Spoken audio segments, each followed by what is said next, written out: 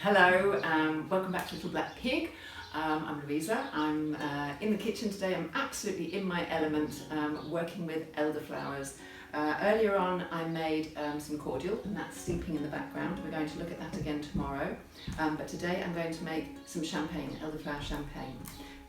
Elderflower champagne is just so lovely. It's one of my favourite drinks in the summer, and you have about a 3-week window of harvesting the flowers. So once you see them out in the hedgerows, you just have to go and gather them and do as much as you can, because once they're gone, they're gone. Anyway, so today's recipe, I'm going to do a couple of different recipes, just do a trial and test and see which one we prefer. But this one is using honey instead of sugar. So normally you're going to boil up 2 litres of water and dissolve your sugar into it, whether it being granulated sugar in a sack or honey. I've got some citrus left over from the cordial, so from a zero waste point of view, nothing's wasted. It's all going to go into our brew, which is great. This is going to bring in the acidic levels, the acidity levels, which is what we're going to need. We're also going to use some cider vinegar. So the cider vinegar, again, is a zero waste product. It's using up apple cores and peelings from apples. They just ferment in a glass jar with some filtered water and some raw cane sugar, and then I will filter this and then we can use that as well. So awful lot of stuff coming off our land today, which always makes you want to just sing hallelujah. Right, I'll stop chatting and I'm going to start cooking. So I've just dissolved the 2 jars of honey into just some just almost boiling water. Let that dissolve, and now I'm going to let it cool down to room temperature. Got 6 litres of filtered water, and then I'm going to add my syrup, which is the honey mix, which is at room temperature now. That's going to go into the mix. I'm adding in my apple cider vinegar to acidify, and now my flowers. I'm going to give them a good stir, let them soak.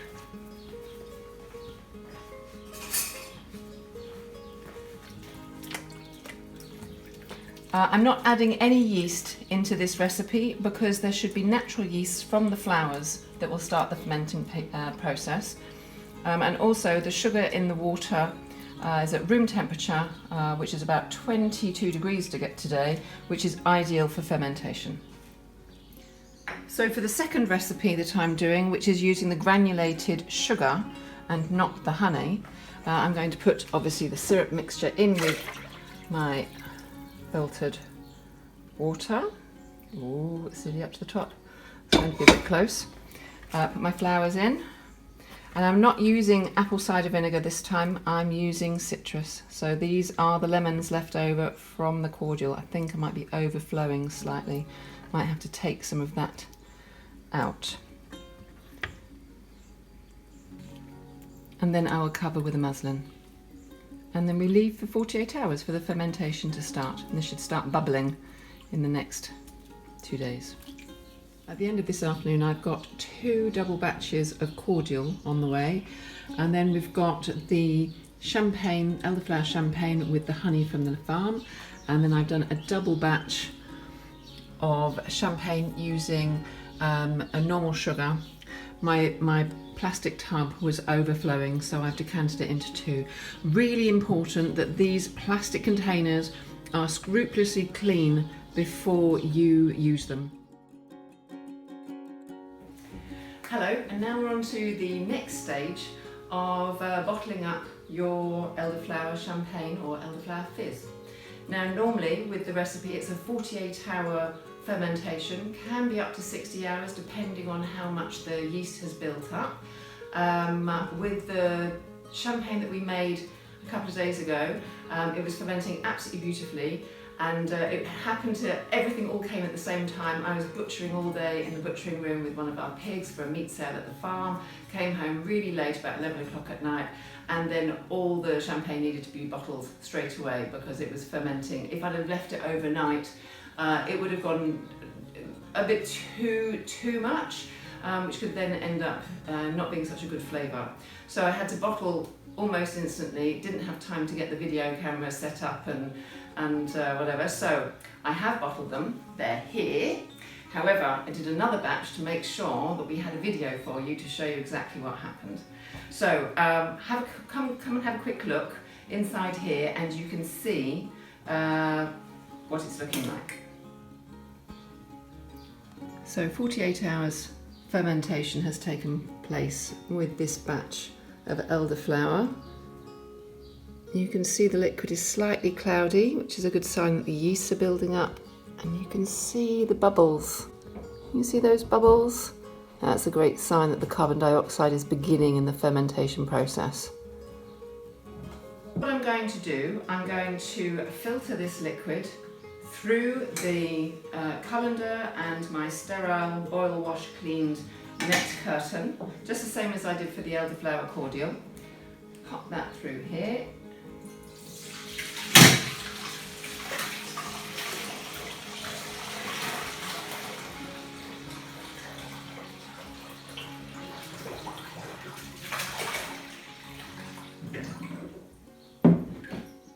And now I'm just going to bottle it up. So to bottle up really is that simple. Clean funnel, sterile clean bottles, and fill your bottles up. Now, there are two different ways of bottling. This is the really easy way. I've just got some old water bottles, which I got from the recycling. I don't actually buy water in plastic bottles because I don't believe in that. However, many people do, and thankfully they leave these bottles in the recycling area, which I then go and harvest. So, you can see I've filled it, I've got left this gap, pop the lid on, and I'm going to squeeze out as much air as possible. What's going to happen is, as the pressure builds up, as the carbon dioxide in the fermentation process builds up, it's going to push this bottle out. So that's how you're going to see that your fermentation is definitely taking place.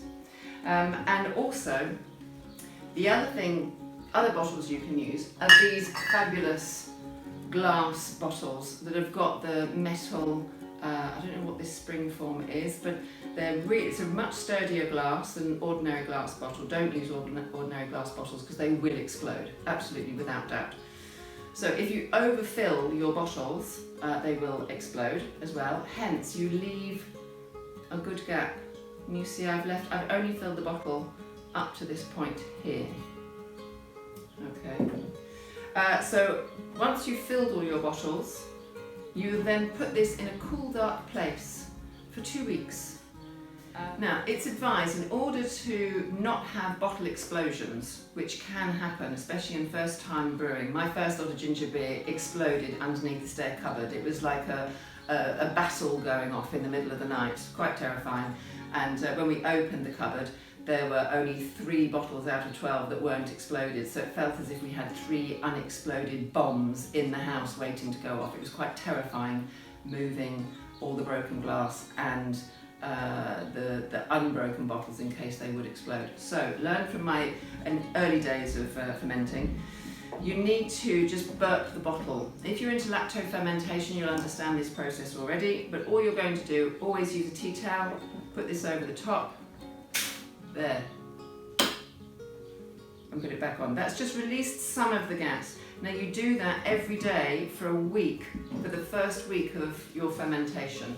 That just takes off some of the pressure. Otherwise, they can have too much gas in here, and then when you actually open it in front of your friends for a party, you open it, it shoots out like speed of light, and you end up with this much left in your bottle, because it's just got too much fizz, basically. So there are your top tips, learned by my mistakes. Do remember to always sterilise your glass bottles, put those in the oven. Always make sure you wash them out with soapy water and well rinsed beforehand. You can put them in the oven for 110, for maybe 5 minutes, no more than that. They really don't need more than that, or the plastic lids will melt. Again, learned by my first mistakes. Or if you can't get hold of these bottles. They're actually they're beer bottles. So my husband very kindly was very dedicated to the cause of the Elderflower Fizz and drank all this beer in order for me to have these bottles to play with. You can buy these types of bottles. They are quite expensive, so really you're better off buying the beer and drinking it and then using the bottle as a repurposing project. So there you go. I'm going to fill these up now.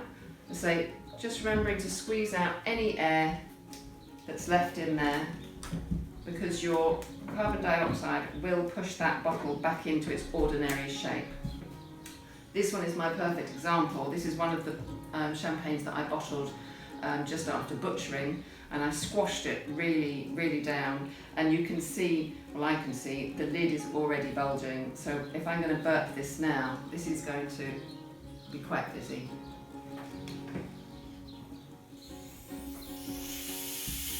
You hear that? So if I'd have just opened that completely, it would have gone everywhere. Which would be a dreadful waste. But see all those lovely bubbles? So you can see that this is really sparkling, so this is great. So I'm going to leave this to continue fermenting for another week, and then after 2 weeks fermentation, go into the fridge, and then they're ready to drink. If you try and drink them before 2 weeks, you'll just get a really yeasty flavour. It won't be very nice. You really need those yeasts to work in order to give you that lovely, light, refreshing elderflower drink at the end of it. So leave it for 2 weeks, fermenting in a cool, dark place, away from sunlight, obviously, sort of temperatures between 12 and 15 centigrade. And then in the fridge. After that, Bob's your uncle. You can drink it away in the summer sunshine. Enjoy. I hope you've enjoyed these past 2 videos on elderflower cordial and champagne fizz. Please put any comments in the boxes below and let me know how your experiments have gone on. Please learn from my mistakes of either overfilling bottles, putting bottles in the oven for too long and melting caps, smashing bottles when you take them out of the oven. Lots and lots of lessons to learn along the way, but I hope you have fun doing it. Goodbye for now.